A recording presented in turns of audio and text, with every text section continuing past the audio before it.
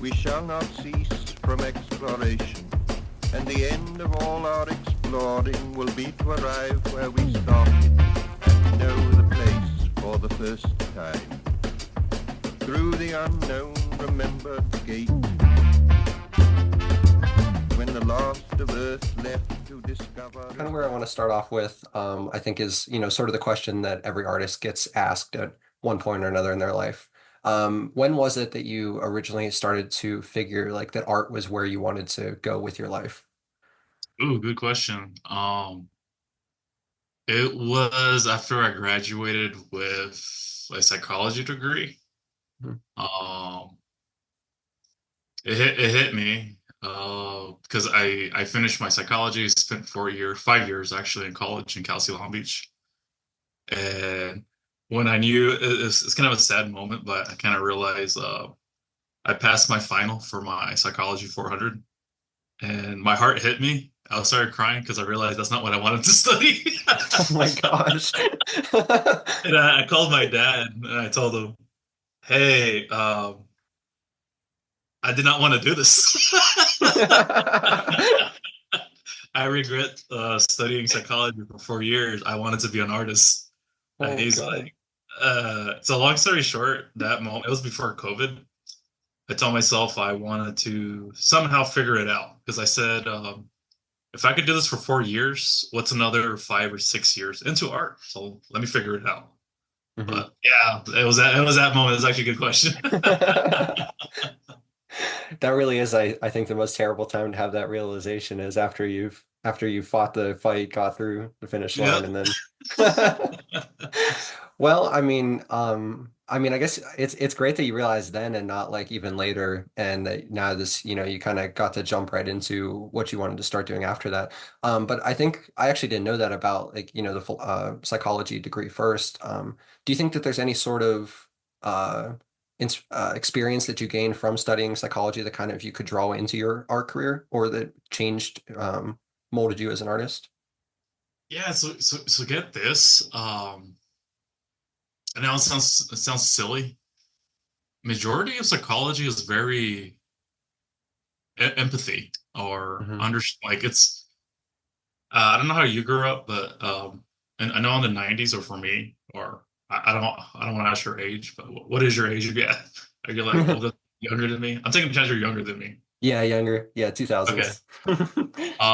So in the 90s, there was a lot of I grew up with PBS, and there was like a lot of, or even in elementary up into middle school, there was like a lot of be kind to each other, be supportive, Hmm. talk to people. There was like this weird positive trend of teaching children how to have empathy, and majority of psychology is understanding what empathy results in.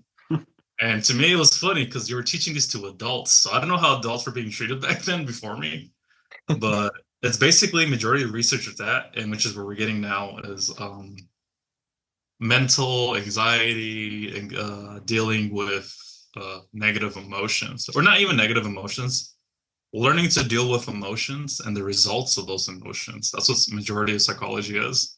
But having Hmm. to prove those results. And I tell people, as long as you're kind, understanding, and you can see someone else's perspective, you're chilling. You don't need to. If you want to be, I would consider it. Sorry, I'm a yapper, so I'm gonna try to like lower it, the time on it. Hey, I Uh, mean, this is a podcast, so you can yap as much as you need. uh, Um, I think everybody I will consider everybody like basic level psychologists. Like you Mhm. understand emotion, you understand that someone's talking. And I really hope the world is like that, but I don't think so. But as long as you can have that understanding of, hey, this person's a human being, this person make mistakes, that's Mhm. okay. I make mistakes. I would consider you a good therapist because I think we need more of that in this world. Yeah. Uh, in terms of art is literally psychology. Like, put it this way, when you make art, and you just show me your art too, that's your brain talking to the Yeah. world. Hmm. You're communicating what's inside your mind and showcasing it. Some people may not get it, some people will get it, but that's a message. And that's what I think that's what art is. And that's why everybody's showing it. Hey, this is inside my brain. Yeah. Here's hopefully hopefully you get my message. Yeah, I definitely do. I mean, that's basically exactly what I tell people whenever I try to explain, like why I can feel such an emotional attachment to these things that I create, whether it's like, the art that I draw, the things that I write, even this podcast, I mean, in a certain way, even though this is more like a kind of a group effort, with the people who I have on each episode. But it's like I do agree with that, and I think it's interesting to have that stance, kind of about jobs in general, where it's like we kind of live in this age, especially like with college and with degrees, where like so much money is put into that system where people kind of have been taught to think that you are only good at something if you have a piece of paper that says that are good at that thing. Yep. But there's so many of like, especially like the liberal arts things. I mean, because like, science, you want your doctor to know what he's doing whenever he's cutting your heart open. But like with with kind of like those emotional sciences, like psychology with art, it's actually, I think, more proving of the artist if they're kind of able to rise above, those limitations of, putting in the work, figuring out their mean of expression, their medium of expression, and doing that all without a piece of paper that says, this is who I am. And I think that's why people kind of nowadays joke so much about going and getting an art degree as being such a waste of, a college. And I think I've always looked at it that way because it's like, well, why would you go get a degree for it when you can just, jump right into it? Yeah, Um, yeah, yeah. I yeah. take it with you. So kind of like, what were you gonna say? No, I was gonna add to that. So the way I saw it, and I remember this one dude in his 50s, and he's one of the Hmm. inspirations that he was in college, by the way, mind you, he was like in his 50s, and he was taking art. He had the same exact line of thought you said. The only thing he said is, you go to, you honestly, he said, honestly, you could do this without going to college. It's like, I'm only doing it because I want to make connections. That's basically it. That's smart. Yeah. You're just gathering, what's the word? You're gathering other people's techniques because you're Hmm. all paying money to hang out with each other. But that's literally what he said. You're all paying money to hang out with each Yeah. other. I And mean, I I was actually, like, I yeah, really, I really can relate to that because I mean, like my own experience with, considering college and then ultimately deciding, like, at least at this point in my life, maybe I'll be that guy in his 50s who just goes for the connections.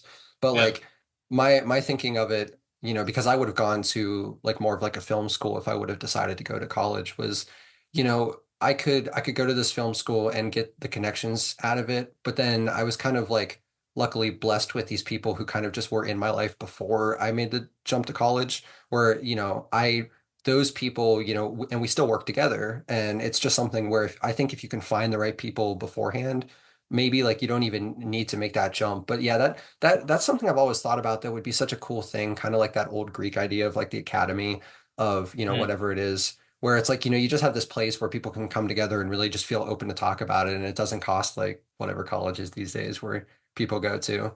And it's, yeah. That is really smart though. That's a cool thing that guy decided to do that, in his 50s, he wanted to go pursue that. But kind of talking about that sort of influence, I think that kind of like leads into my next question that I wanted to get to. So beyond kind of that psychological background that you have that you had in college, and then deciding to do art after that, I assume you probably did art in some degree before then. Who kind of influenced your artistic sensibilities, your line of thinking, that sort of thing? ooh, so this is to my cousin Oscar. He's the one that he blew my mind because I saw something. I can't. Hold on. So he has more years than me combined to anyone else I know. He didn't go to college, mind you, but Hmm. his he's the one that kind of inspired me. Like, man, if this guy didn't go to college and he has high level of art, I wish I could show you his art, but put it this way, if you know Capcom art, that's basically Hmm. his level. And he has more unique style.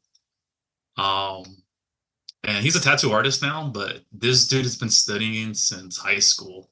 And he like if you see my room right now, wait, hold on. I'll show you. So so that's just 4 years, right? That's just 4 years. This is Yeah. like all majority of art knowledge. My Hmm. cousin, he's been doing it for 40 years. He's his whole room is covered in art books. Wow. And I only wish I could accomplish that sort of work. he has comic books, he has graphic novels, he has Disney animation, he has all sorts of video game content. Like we're That's talking cool. about from the 80s, Hmm. anime, video games to Disney to graphic novels, all the way till today. And I kept telling him if he opens up a museum in his basement, people will be very excited to see the knowledge Yeah. that he has created. So that's the guy who's my inspiration. That's really cool. Yeah, I mean, I think the family inspirations are some of the best ones. I mean, because like in a certain degree, you can see yourself the most in them because you know that like you've all came from that same similar background. I mean, I feel that way with a lot of my family members because like that's kind of where I started to get um my desire to kind of pursue art was seeing the things that they did, the things that they decided not to do, but through all of it, just the things that they were capable of. And I was like, well, if they're capable of this, and they were the ones who brought me up and who I've known my entire life, I should go after this just as much. Yeah, yeah, Um, yeah. In that sort of line of thinking, I also saw that you do tutoring for elementary kids. Is yeah, that still yeah, yeah. something that you do? What was the decision behind doing that? Like, was that just a thing to do to make, money, or was that like a passion that you really, had that you wanted to, bring over there? So even when I was in college, I Hmm. taught myself always teaching people a lot. Like I think I'm good at, and I keep saying this, and I Hmm. think it showcases my talent. Uh, I'm able to find complex information and simplify it in a way that other people can understand it. And this 6 years of practice, though. So after a while, I realized information is the way adults, like older adults or other people in higher fields, tend to complicate information, and they can't teach it in a very simple way that an elementary kid can understand. And Yeah. when COVID happened, a lot of the I think you like everybody experienced it. A lot of teachers were the assumption that young kids could understand them. And when I saw that, I said, "Ooh, uh, this era of kids during COVID are going to need Hmm. help. I want to be that guy. I want to be that teacher to help them understand our world because when I was their age, or I'm pretty sure you even go through it, I think everybody goes through it. Yeah. Here's the information, understand it, kid, figure it out." It's like, wait, what? And this is where Yeah. psychology comes in. It's like, I'm a kid, I don't know any of these words. And then the adult goes, figure it out. And then you're like, and then that's when we fall behind. Yeah. And I wanted to come in and I realized I have that gift of, hey, the adults don't know what they're doing. That's okay. I'm here to help you. And let me teach you in a way what they're trying to tell you. And Yeah. little by little, like it helps. I see the results, and that's why little bit. I plan on becoming an art teacher. So, yeah, that's literally why I got into it to answer that question, just to help people understand how information works. I really kind of like that idea of like in sort of a joking way of like being kind of the translator between these the collegiate adults who are just trying to like shove information into people and be Yep. like, why don't you understand it? I understand it. It's like, why are you not able to understand this? Like, these quantum physics or whatever, I'm giving Yep. you all this information. And I mean, I think it does come from like it comes, I think, in my own opinion, I think it sort of stems from this universal truth of like just mankind in general, but like that goes so misunderstood because I mean, I really believe, and I can see that you do too, like just the sheer potential that's possible in young kids. I mean, they Yep. are able to understand so much. And I remember that age. I remember like I would just, flip through books and be like, this is great. I love this for like hours and hours. Because it's like that's what you want. It's like some sort of like drive to just get as much knowledge as you can, but it takes such, care from like parents and from teachers to be like, hey, I know that you want to learn all this stuff, but I kind of need to like come back to that mindset of whenever I was that age and like how did I need to learn things and then use that sort of. And so I really like that you said that about that your role that you've kind of adopted is I'm going to step in this place and be kind of this middleman to be like, hey, here's the concepts that I know you want to know, but you're not being taught in a good manner.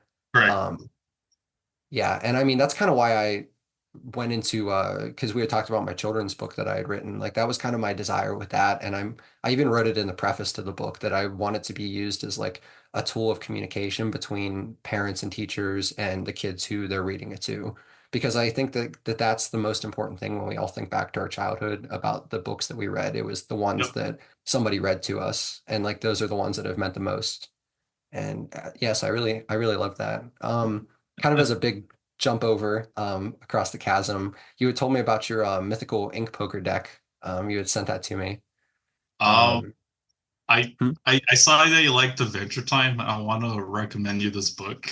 Oh, I Um, do love Adventure Time. You wouldn't even know how much. It's crazy. Same here. That's been uh, like my entire life. I'm gonna send it to you. Hopefully you could. It's called Bug Boys. So if you like Adventure Time artwork, Mhm. I highly recommend reading this. I was reading it back to preschoolers and Yeah. elementary. Oh yeah, here it is. It's a phenomenon. Oh, It's that a looks great.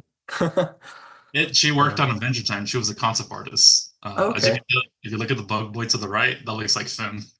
Yeah. And for uh, everyone who might just be listening to this, I'll link this all down in the description so you can all check this out too. that book, before I go through, you might have to repeat your question, but if you like Adventure Time, the adult concept, and just learning how to deal with emotion, just I'm not going to Mhm. spoil it for you, but read it. You'll love it. Definitely, I'll give that a check. uh, Mythic Ink question, right? Yeah, so kind of Um, what I was asking there was I read because I read through that like thing that you put on your Kickstarter, the kind of little booklet of all the information about it, where you yeah. said like that it was meant to be kind of like an aesthetic reimagining of conventional poker. And so kind of what I wanted to ask you there was what other influences kind of like led you along throughout that project beyond just wanting to be that poker, you know, maybe artistically, thematically, that sort of thing. So it was like three different things. So back in high school, I had an idea of making a Mhm. fantasy.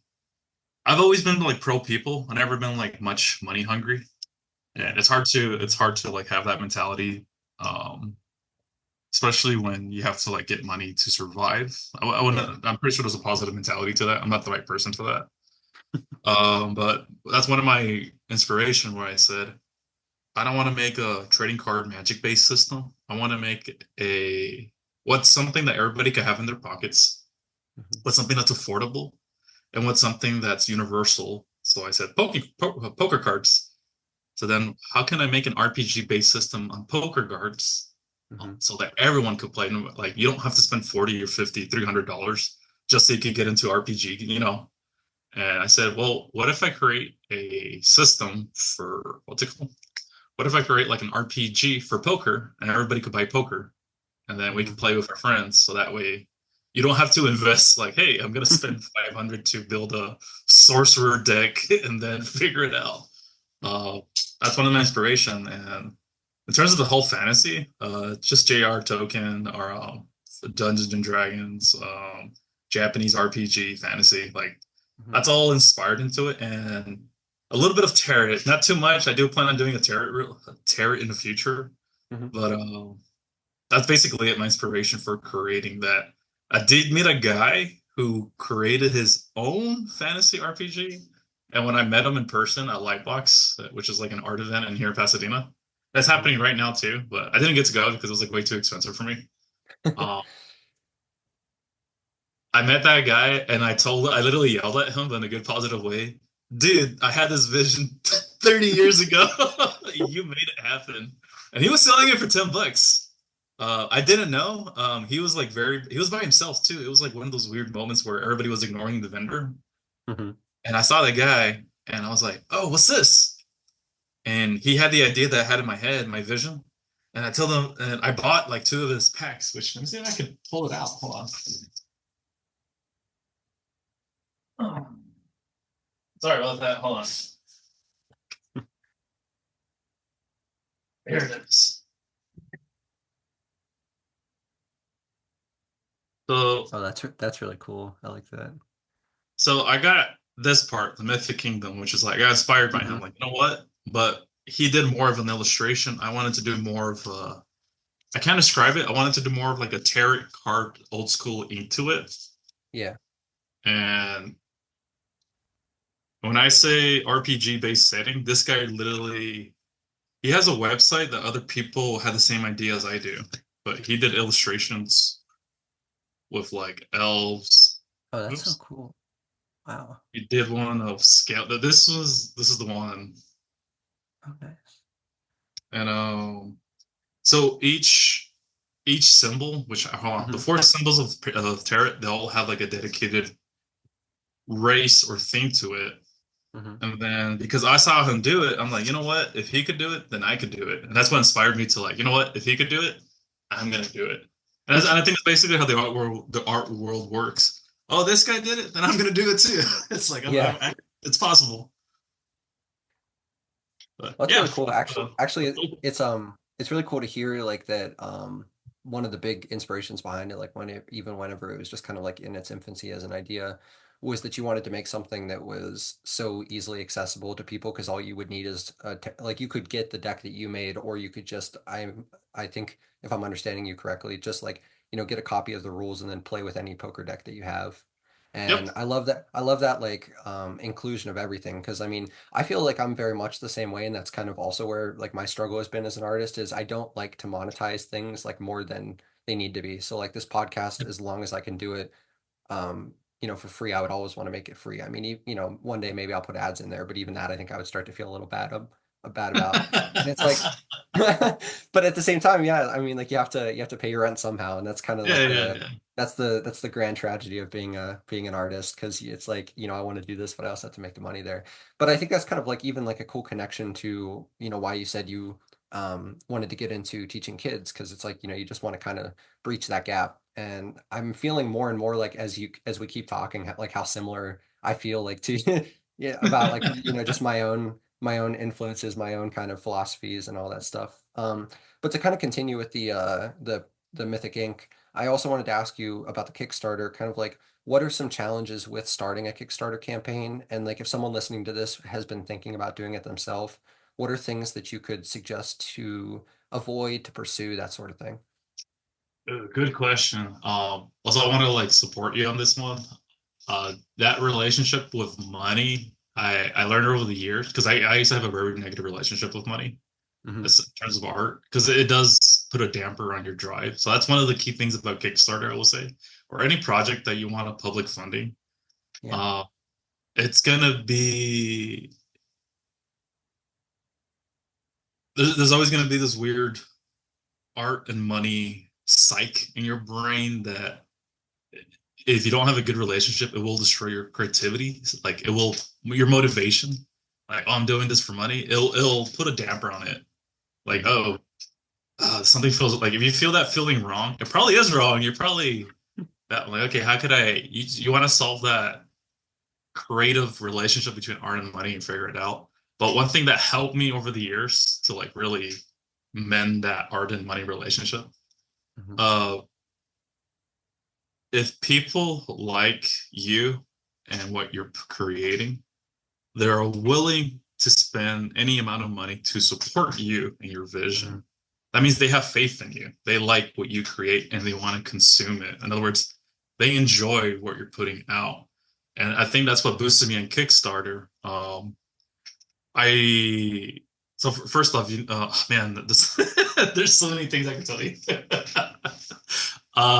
So first things first, figure out what your relationship is with art and money. Hmm. If you feel uncomfortable, then maybe you should take baby steps, or anybody. For anybody that feels uncomfortable, just take baby steps. You don't have to become a millionaire or 10,000. I think that's like one pressure every artist does. Oh, I gotta make this amount of much. Just Yeah. get your first sale, even if it's $3, $2. Just start baby steps. That way you lower the immense pressure. And about one thing I will say is it's not going to happen overnight. And don't quit your day job thinking that your art. I think a lot of people make that mistake. Oh, I'm going to quit my job to become an artist and become full-time gig. No, no, no, no, no. It's okay to have a part-time job. It's okay to have a Yeah. daytime job. It's like take baby steps. So don't quit your job if you really believe your art is going to sell. And one thing I realized this year is marketing. When you start doing your Kickstarter, don't be ashamed because I realized me and my friend were talking about this because he's also a great artist. His name is Raymond. He's more of a craft. You have to be annoying to be successful. I'll say it again. You have to be annoying to be successful. A lot of the most annoying people are successful because they market Yeah. themselves. We don't like it. We don't like them, but it works. But here's the Yeah, it thing. does. I like to say it as people are not going to know who you are or where you are or even if you exist or what you do. You literally have to tell them, "Hey, I'm an artist." It's gonna sound annoying. Once again, you have to be annoying, but maybe by you speaking out, you might make a connection because maybe they're. I say this with my students. If you don't ask, wait, hold on. A closed mouth never gets fed. I tell a Yeah. kid that. I tell everyone, a closed mouth never gets fed. And everybody has a closed mouth for the most part because they're always in their brain, they're thinking. And until you speak up, maybe they're hungry, but they don't want to say that they're hungry. And you're the cook. And when you say, "Hey, I cook food," you made a connection. Is it the right type of food for them? Not all the time, but even as an artist, hey, I'm looking for art. Some people in their mind are always looking for art. And that's one thing I realized in COVID. I don't know if you saw, but everybody was wearing masks, right? Hmm. What started happening over the months? There was artwork on the mask. People Yeah. were craving art. People wanted expression. And that's when I knew, oh, maybe Hmm. maybe this is something that you have to what's it called? Maybe it is possible for every artist to become successful, but you got to put in the work. Unfortunately, you got to be annoying, and you got to have a plan. So to make it really simple, and I'm really dumbing it down, um, figure out your relationship with money, have a plan, be annoying in your marketing, and or even if you really want to make it funny, put it this. I don't want to. I don't put a bad word into here, but I will lower the vulgarity. Crap posting is marketing. Yeah. If you crap post on the internet, that's okay. It still counts as marketing. So have Hmm. fun with it. I love that approach. I mean, because that's something that I really was uncomfortable with, like whenever I first started, like really trying to, jump into kind of this artistic train, that you get on at some point and then, ride for the rest of your life was like, I just didn't know. I knew, but I was like so uncomfortable with asking people like, hey, this is who I am, this is what I do, how can we work together? And I mean, now I Yeah. feel like I'm at the point where like I also have a terrible sleep schedule, so this definitely doesn't help me at all. But I'll like be sending people emails at like 12 in the morning, and I'm like, I really hope that they don't get this notification like right whenever I send it and they check it in the morning of like, hey, like, what can we work on? What can we do? Like I text someone, at a normal time, hopefully most of the time, and I'm like, where can we keep going? And it's like that has really opened a lot of doors. I think like out of the seven or so people I've interviewed so far for this, I think about half of them were just like I walked up to somebody at an event or something and I was like, "Hey, I have a podcast. Do you want to do this?" I mean, even like, you came on here because I said, "Hey, I have this podcast and I think that you would be a really great fit for it." And I was like, "Hey, I'll just roll the dice, because he could say no, and Yeah. if he says no, it's no. But if he says yes, then we can have this really great conversation." And luckily that's where it ended up going. Um, That's but a that's a powerful mindset, by the way, what you just did. yeah. It's all asking. I tell everybody I tell kids a lot because as adults we punish you for asking. Hmm. Or a lot of like for the majority of our society, there we have like a very negative attitude for asking. Like, why are you asking me? Yeah. But hopefully things are changing now, or especially my generation. I really hope my generation is doing a good job. It's just asking. You're just asking. What you just did is just literally asking. Why should Yeah. you be punished for asking? That's going back to the elementary level. It's your thirst for knowledge, and you young people. Oh, sorry, young people. I would say I'll be young too, but uh, you crave asking, you craving information, and Yeah. hopefully the older or even those who are professional, they're willing to help you out and be like, yeah, this guy just asked me a question. Anybody that responds negatively to you, it has nothing to do with you because you just ask. So if they're Yeah. mad for you asking, that's on them. It has nothing to Hmm. do with you. And even if you get a rejection, like no or yes, it's just a rejection. That's an answer. You just get an answer. That's it. It has nothing to Yeah. do with you. You're just asking. So that's really powerful that you're doing that. Yeah. And in kind of like because I love taking simple conversations and being like, what's the broad philosophical context I can take from this? This is kind of actually this conversation we're having right now has been something that I've been thinking over myself and been like talking with the other guests on my show about a lot. And I feel like this idea of, to make it like really philosophical, this idea of asking people, of always pursuing knowledge even beyond schooling, of always being open to changing your mind, of becoming a different person the next day, is kind of what, like, irregardless of what people think in a religious context, I feel like that's always what we've been, what like all of the best priests and all the best scholars and all these people throughout history have kind of been trying to get at and have been trying to teach us is, whenever they say, to kind of attune with this kind of universal truth, this universal maybe drive to do things, is to focus on this entity, that embodies that. I think really the way that you can look at it in its simplest terms is, the best way to do that is to realize it's like that Buddhist idea, that Hindu idea of like everyone is the same kind of collective soul, like, everyone is the same kind of thing. And so to, sorry, I'm getting like really heady here. This is just No, like no, no, stream of no. consciousness. I'm Um, following. I'm following. I'm also into the. I seen your yeah. midnight gospel. I know where you're at. But but yeah, like being like, if you look at it as we're all part of this kind of collective thing and we're all just like little sprites of that, trying to learn what it is that we actually are, the best way to do that is to always be pursuing connections and to be Right. pursuing community. And I mean, community is what we've always been taught throughout all of history, is we are a communal species, and like that's what we drive for. And so like through art, through all that kind of thing, is where we find that. And to help you tie it in, just so like no one feels a bit confused on what you just said, because I Yeah. understood you. I'm just gonna like tie it in. There's this African uh proverb. I am I am through others and others I am through me. Your identity, like your identity, who you are now. I don't know. I don't really know who you are. We just met.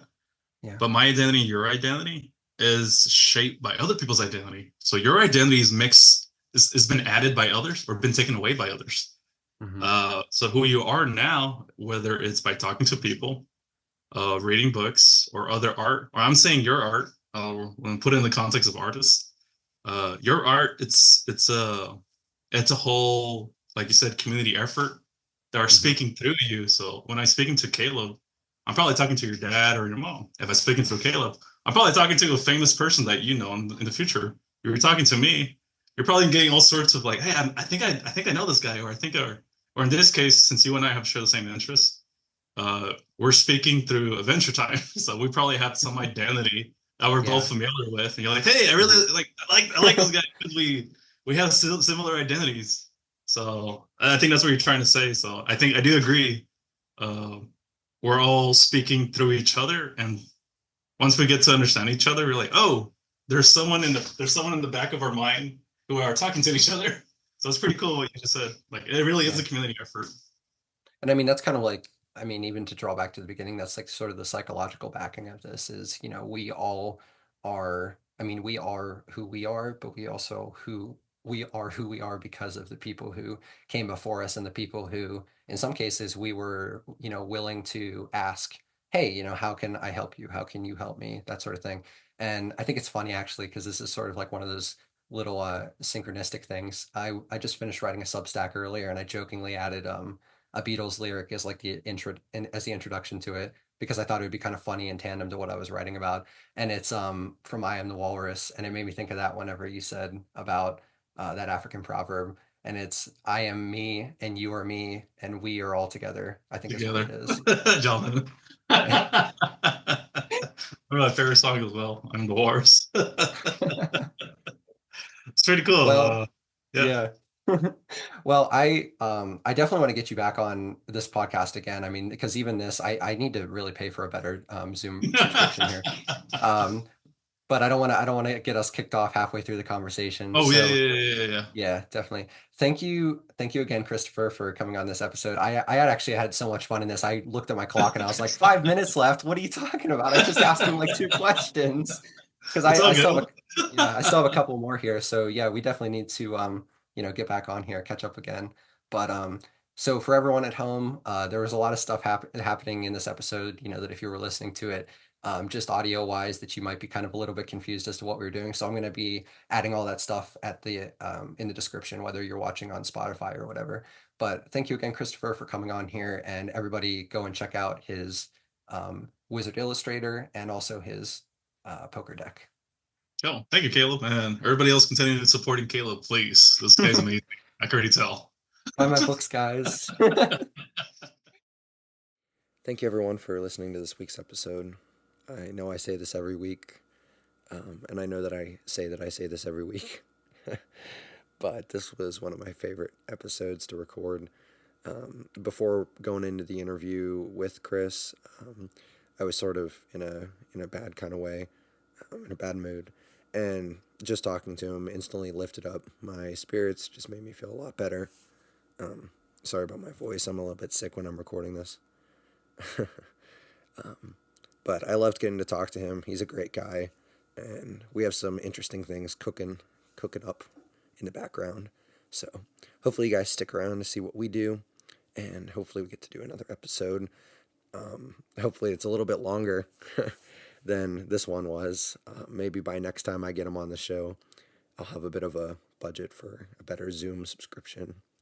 Anyways, guys, thanks for listening, and I will see you in the next 2 weeks.